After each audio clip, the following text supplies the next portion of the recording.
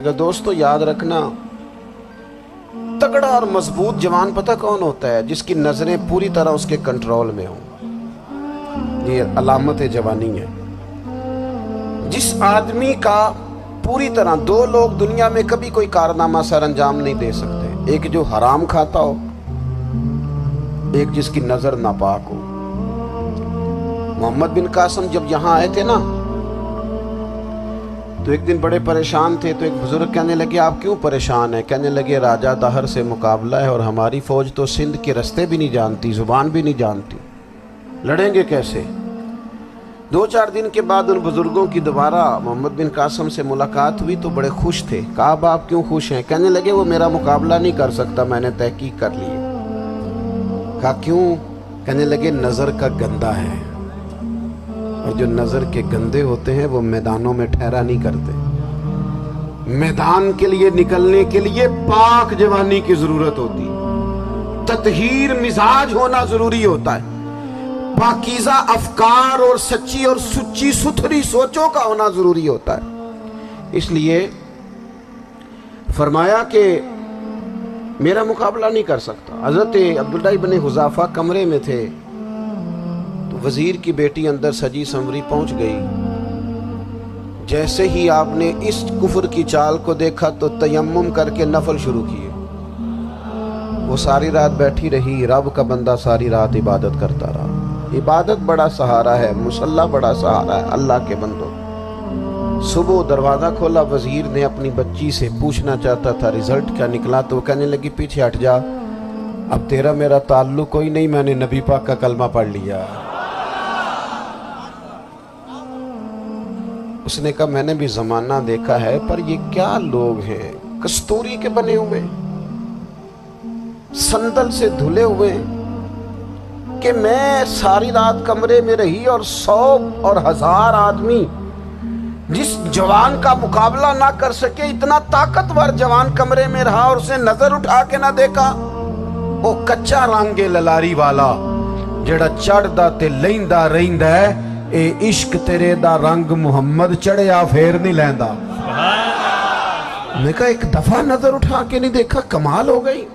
اتنے بڑے لوگ، اتنی بڑی سعادت مندی، فیروز بختی، معاملہ فہمی حد ہو گئی۔ اللہ اکبر۔ دوستو بادشاہ جب پوری طرح ہار گیا نا، اس نے کہا مار دو۔ تیل گرم کیا ایک کڑاہی میں، اور جب آپ کو اس میں ڈالنے لگے تو آپ کی آنکھوں میں آنسو آ گئے۔ بادشاہ کا خیال ہوا شاید نرم ہو گئے ہیں، کہنے لگا روئے کیوں؟ فرمانے لگے سوچتا ہوں جان ہی ایک ہے،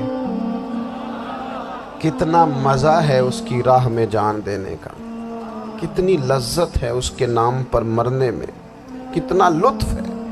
جے تو چڑھیا اتے دار بھی نہیں تے جے تو وکیا عشق بازار بھی نہیں، تے ایڈا سستا سودا پیار بھی نہیں، تے ایڈا سستا لبدا یار بھی نہیں۔ کئی جنگل گانے پیندے نی، کئی دوزخ لنگنے پیندے نی، جے وہ اس ملوں بھی مل جاوے، ایدوں سستا ہور بپار بھی نہیں۔ تے کچھ سمجھ نہ آوے لوکاں نوں وہ کادے نال شہید کرے، ڈٹھی یار دے ہاتھ تلوار بھی نہیں، پر او دا خالی جاندہ وار بھی نہیں۔ کہنے لگے ایک جان ہے نا، تو دل کرتا ہے ہزاروں ہوتی تو ایک ایک کر کے محبوب کے نام پہ قربان کرتا، جب میرے پاس ہے ہی ایک، کروں کیا؟ حضرت عبداللہ ابن حذافہ رضی اللہ تعالیٰ عنہ جب روئے اور بادشاہ نے یہ بات سنی تو بادشاہ اٹھ کے کھڑا ہو گیا، سارے وزیروں مشیروں کو کہنے لگا تم نے کہا تھا نا بندہ ضائع کرنے والا نہیں، یہ بھی ضائع کرنے والا نہیں۔ کہنے لگا میرا ماتھا چومو، تم جیسے لوگوں کو قتل نہیں کرنا چاہیے، آزاد کرنا چاہیے۔ عزیز اپنی زندگی سے نا یہ بہت زیادہ ہرس، ہوس، طمع، اور یہ کسی بات کی بھی ہو، ہرس صرف پیسوں کی نہیں ہوتی، شہرت کی بھی ہوتی ہے،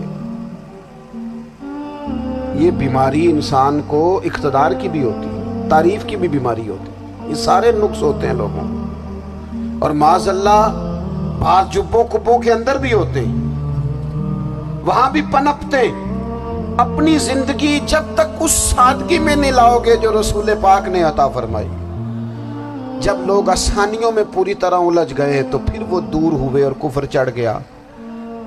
دوسری بات، اللہ کے محبوب صلی اللہ تعالی علیہ وسلم کی محبت ہم سے تقاضا کرتی ہے کہ ہم اس مشن کے لیے کام کریں جس مشن کے لیے رسول پاک نے کام فرمایا ہے۔ ہم سارے کام بڑے مضبوطی سے، سوچ سمجھ کے، تدبر سے، حکمت سے، تقاضوں کو مد نظر رکھتے ہوئے کرتے ہیں سارے کام۔ دین کے کام میں ہمارا مزاج نہیں ہوتا، او ہو جائے گا جی، آپ بسم اللہ پڑھیں جی، شروع کریں جی۔ آپ تقاضوں کو سمجھیں، چیزوں کو دبائیں نہیں، چیزوں پر غور کریں۔ کسی کے ذہن کی سطح پر سوال ابھرتا ہے، اس کا تسلی بخش جواب دیں۔ اپنی زندگی میں دین کے کام کے لیے اپنے آپ کو وقف کریں، اور دین کے کام کے بہت سارے پہلو ہیں۔ ہزاروں لوگوں کو قرآن پاک ٹھیک پڑھنا نہیں آتا، ہزارہا لوگ ہیں جو قرآن مجید کے مطالب سے آگاہ نہیں ہیں، دین کی بنیادی ضروریات سے لوگ نابلد ہیں۔ میں آپ کو کس طرح یہ بات سمجھاؤں کہ ہزاروں کی تعداد میں طلاقیں اس لیے ہوتی ہیں کہ مردوں کو طلاق کے مسئلے نہیں آتے، انہیں پتہ نہیں ہے کہ مجھے حقوق زوجین کے معاملے میں کیسے چلنا۔ ڈھیر سارے گھروں میں تباہی اس لیے ہے کہ تربیت اولاد کا دینی منہج ہمیں نہیں پتا۔ اپنا حصہ ملائیں دین کے کام میں۔ ایک آدمی کو اگر تو نمازی کرنے میں کامیاب ہو گیا، تیری زندگی بدل گئی۔ وہ دین بیزار لوگ جو ہمارے بیچ بیٹھ کے ہماری نوجوان نسل کو پگڑی اور داڑھی کا نام لے کے بنیادی طور پر دین سے دور کرتے، ایسے نوجوانوں کو دین کا پیغام محبت دے کر دین کے قریب کرنا ہماری ڈیوٹیوں کا حصہ ہے۔ ہمیں ذمہ داری کا احساس کرنا پڑے گا، ہمیں یہ خاص قدم اٹھانا پڑے گا، توجہ دینی پڑے گی۔ مساجد، مدارس، میں آپ سے عرض کروں، اتنی ڈٹ کے مخالفت ہوتی ہے نا مدرسوں کی، اتنی ڈٹ کے۔ میں ادارہ چلاتا ہوں، اس کے چلانے میں جو مشکلات ہیں وہ تو ہم بتا نہیں سکتے آپ کو، اس لیے کہ میری قوم، میرا اس قوم سے تعلق ہے جو نعت خواں امیر کرنا چاہتی ہے، مدرسے نہیں، نقیب خطیب پیدا کرنا چاہتی ہے، شعر و شاعری کی زندگی کو پروان چڑھانا چاہتی ہے۔ فقط ہمارا ان لوگوں سے تعلق ہے جو لاکھوں کروڑوں روپیہ محافل پہ لگائیں گے، اور قاری صاحب بیچارے اگر مسجد کا کوئی ہونے والا کام کسی وقت بتا دیں گے تو وہ بڑی مشکل آ جائے گی ان کے لیے۔